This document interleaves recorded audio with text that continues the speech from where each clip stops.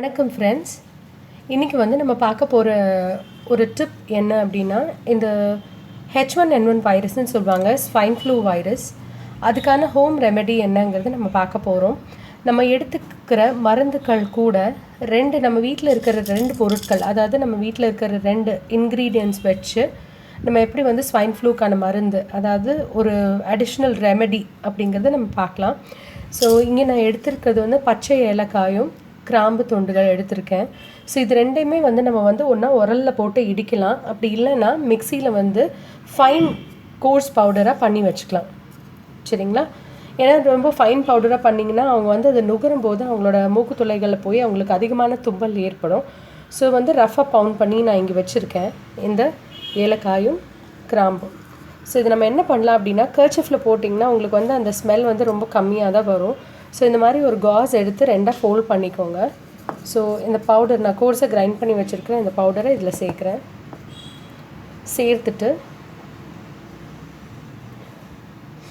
இதை நல்லா ஃபோல்ட் பண்ணிக்கோங்க.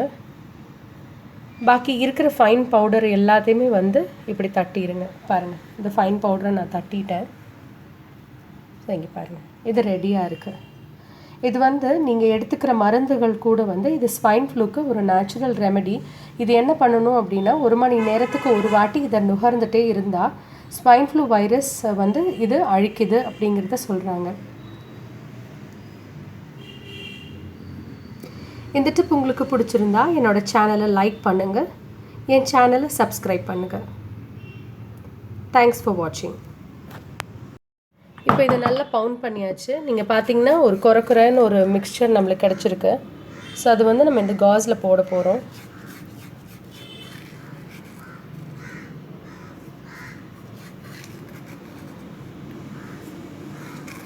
காஸில் போட்டு பார்த்துக்கோங்க. 1 2 நல்லா டைட்டாக பேக் பண்ணி ஃபோல்ட் பண்ணுங்கள். பாருங்கள், இப்போ இந்த துளைகள் வந்து வெளியில் வராது, கண்டிப்பாக வெளியில் வராது. ஆனால் நுகர்றதுக்கு ரொம்ப ரொம்ப ஈஸியாகவே இருக்கும்.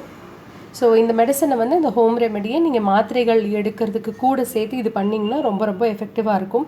1 மணி நேரத்துக்கு ஒரு வாட்டி வந்து இதை வந்து நுகர்ந்து பார்க்க சொல்லுங்கள் பேஷண்ட்டை.